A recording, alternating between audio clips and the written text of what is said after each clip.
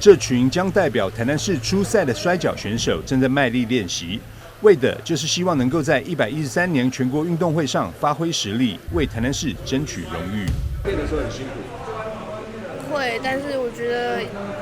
练完然后有成绩的时候很开心，觉得很值得。就摔来摔去的时候，有那种刺激感。你像比赛成绩啊，你比如说未来会纳入一些升学的一些加分条件。会啊，就是有一些奖学金之类的。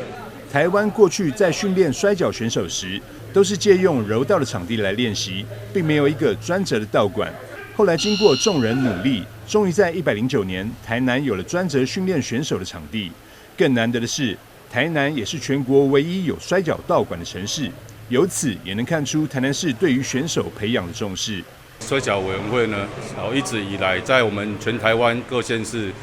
摔跤是一个不是很热门的运动哦，但我们现在就有这次的全民运的选拔赛，可以提升我们台南市市民跟选手，还有我们未来的学生在以后升学上有一个发展，让我们可以更有强身健体的一个机会参与这个武术。